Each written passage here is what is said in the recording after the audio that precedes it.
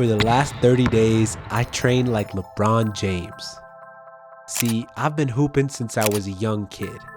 And while I gave up on my dreams of going to the NBA, I still want to be as active as possible for a long time, which includes basketball. Lately though, after playing for just an hour or two, I feel like I got smushed by Patrick's rock in Bikini Bottom. So this past month, I dove into his upbringing, routine, and mindset and applied it to my own life to see what I could learn from LeBron, the athlete, the businessman, and the philanthropist. In the process, I discovered 3 main elements to his success, the last of which nobody is talking about. On this channel, I interview experts and run experiments to gain deeper insights into the body and mind. Subscribe to follow along for more videos. The first and most obvious element is his body, his training, nutrition, and recovery routines. In the off-season, LeBron initially steps away from the court and then slowly ramps up. I usually lift 3 days out of the week where I'm like in the weight room lifting, and then the other 2 days I'm just doing like, the ball work, band work, just kind of mobility stuff. Interspersed with working on different aspects of his game daily. During the season, the structure stays similar. If it's a practice day, I try to get the massage in, the cold tub in, the Normatec legs, to the compression unit, the ice bags. On game days, he's at the arena 5 hours early, lifting, mobility work, film, long before most players arrive. During the season, he cuts artificial drinks and fried foods, stays organic, and of course focuses on hydration. Above all the recovery tools though, the hyperbaric chamber, the cryotherapy, the hot and cold exposure, the one thing that LeBron says trumps everything is sleep. It's nothing more important than optimal REM sleep to physically and emotionally be able to recover. So I set the following process goals to model LeBron's routine. They're focused on strength, basketball skills, and recovery. Additionally, I set out to increase my max pull-ups from 12 to 15 and to improve LeBron's patented right shoulder fadeaway. These goals ended up changing mid-month to something a lot more relevant. I'll get to that later. Around day 7, something started to shift. I started to feel a surge of energy through my body. And on a phone call, my friend mentioned something pretty strange to me. Adam, it looks like your hairline's starting to recede. Was I turning into LeBron? Not yet. I still had a ways to go, but I was starting to see something on the court. I was feeling super consistent in my runs and feeling really good about my jump shot. I even found myself playing against some of the finest players in my city, like this young man right here who challenged me to a game of horse. I absolutely just cooked that kid in horse. While I was playing decent in my pickup games, I still noticed a glaring hole that has plagued me my entire basketball career. I couldn't hit a layup to save my life.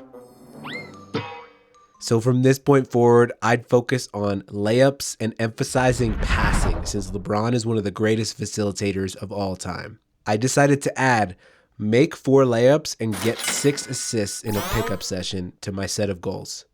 Stick around to the end of the video to see if I was able to make it happen. To embody the greatness of LeBron though, I knew that focusing on the body was just part of the puzzle. That brings us to our next element, the mind. More specifically, the process. Taking care of the body is number 1, but more importantly, taking care of the mind. If your mind's not fresh, then your body will fall at the waistline. LeBron is outspoken when it comes to sharing about the mental side of success. He loves his platitudes. Being able to have that growth mindset. Lock in, be yourself, be true to you. Practicing what you preach. But one of them stands above the rest, and that's the process. The process. My reward was the process. And the process became the anchor of my training. Anytime I noticed myself thinking about the goals I set in the challenge or in life, I would remind myself to focus on the process. I'd start to feel more present and enjoy the flow of the moment. Focusing on the process not only has the benefit of helping us enjoy the moment, but when more of our mind is directed to the task in front of us rather than the outcome, we actually enhance our ability to learn and grow. So by this point in the challenge, I was starting to feel stronger in my workouts, and on the court, I was having fun playing a game within the game, really focusing on getting to the rim and trying to make my teammates better. That being said, I'd be lying if I said that I felt amazing midway through the month.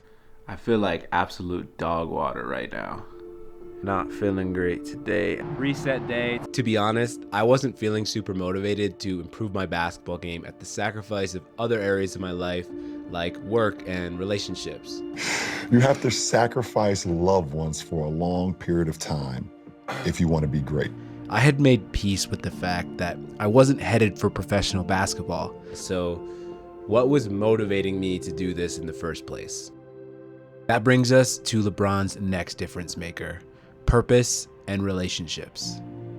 You can see the inner workings of his purpose on display in this post-game interview after coming back from 3-1 against the Warriors, averaging a ridiculous 32, 11, and 9. I set out a goal 2 years to bring a championship to this city.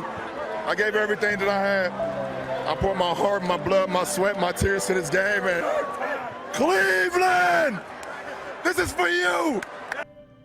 LeBron grew up in this city, bouncing from home to home until athletics found him. The city embraced him, and every coach, fan, mentor, teammate, and teacher who poured into him. You can see it all in that post-game speech. A purpose that sustains us through adversity is one that involves goals bigger than ourselves. Doing what we love is also a compass for our purpose. I'm doing something that I love to do, and that's play the game of basketball. I'm doing the same thing that y'all love to do, and that's y'all like to watch me play basketball. LeBron has many drivers, of course. He wanted to be able to play with his son, which meant playing until he is 40. The pain of losing after working so hard on his craft only inspired him to dig deeper. When he lost to the Mavs in the finals, he took it upon himself to study with Hakeem Olajuwon to work on his postgame. Throughout the month, I had this question on the back of my mind. What was my purpose this month if I'm not striving for NBA championships? And when I'd get lost in the question, I would miss the very moment right in front of me. And I'd miss a lot more layups. But when I remembered to stay in the process, the purpose was revealed to me. It was revealed in the enjoyment of the game itself, in following my curiosity, and in the relationships I was nurturing on and off the court. So, with all this philosophizing, was I able to actually achieve my goals? Let's see how I fared. For starters, I was able to stick to my process goals, but I did hurt my shoulder late in the challenge, so I took the last week a little bit lighter on the strength training. This did affect my ability to achieve my outcome goal of 15 pull-ups that I did set out to do. As for my other outcome goal of 4 layups and 6 assists in a pickup session, it was day 30 and I had pretty much given up on this reality. I hadn't even come close by this point, but I had one more pickup session to reach it. All right, so the point of this challenge was to get 4 layups and 6 assists, but in case there's any NBA scouts who want a 3-point shooter who can make a lot of threes against a bunch of older dudes, I just wanted to include that in the video.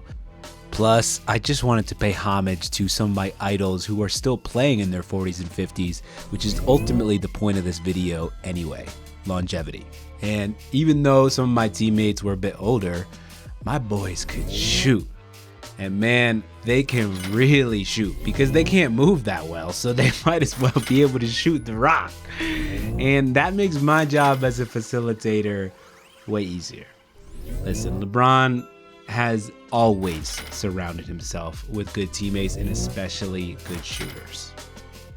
But my problem has never been passing the ball. My Achilles heel, as I mentioned earlier, was getting layups.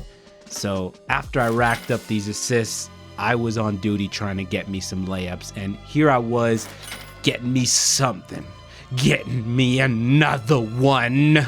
I'm at 2, baby. But that's about where it ended, y'all.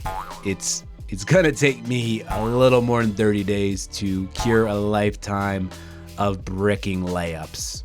I didn't reach my goals as I'd hoped. I still can't make a layup to save my life, and I still have my hairline.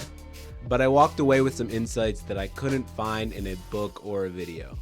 Number 1, When I focus on the process, life is a lot more enjoyable. Number 2, pick processes that you love rather than focusing on an outcome that you think you'd love. The reward is in the process itself, not the goal. If you like this video, subscribe for more content.